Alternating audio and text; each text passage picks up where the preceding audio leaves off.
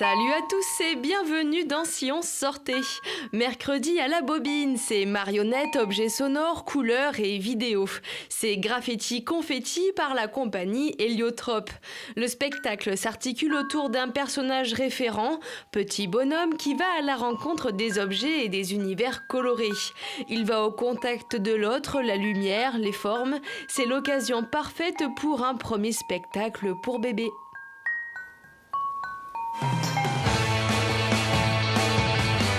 Maîtresse, est-ce que ça existe les morts vivants?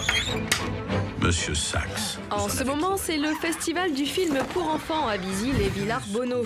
À 14h, emmenez vos petits bouts voir Zombielenium. Ici, dans le parc d'attractions d'épouvante Zombielenium, les monstres ont le blues. Zombies, vampires, loups-garous, les démons sont fatigués de leur job. Avec un poireau. Mon cœur.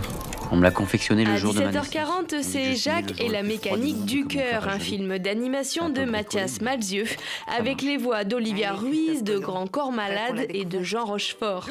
C'est l'histoire de Jack, un jeune garçon peu ordinaire, qui est né le jour le plus froid du monde avec le cœur gelé. Il est alors doté d'une horloge mécanique en guise de cœur. Je sais, mon cœur ressemble à un jouet, mais on ne doit pas jouer avec.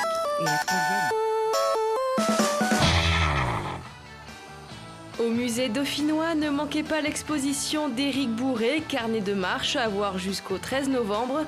Ici, le public est plongé dans l'œil d'un promeneur solitaire. L'expo, c'est un voyage dans les massifs de Beldon, Loisan, le Dévoluy, le plateau du Vercors.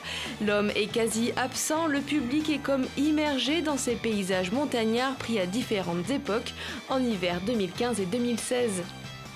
Il est assez difficile, sauf être un très bon connaisseur de la montagne, de pouvoir tout de suite identifier ces paysages. L'idée d'Éric Bourré n'était pas de les rendre finalement identifiables de prime abord. Il y a une cartographie qu'il propose de ces déambulations dans la montagne, mais aucune légende n'apparaît à côté de ces photos. Et c'est une volonté aussi de l'auteur de pouvoir nous proposer une forme de rêverie et de pouvoir vraiment se promener dans cette exposition au gré de nos pensées.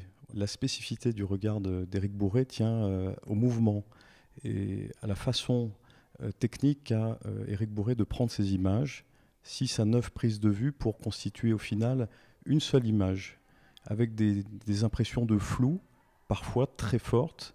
Et cette montagne aussi, on en devine tous les reliefs, tous les contrastes aussi par son travail. On la redécouvre finalement et c'est ça qui est intéressant.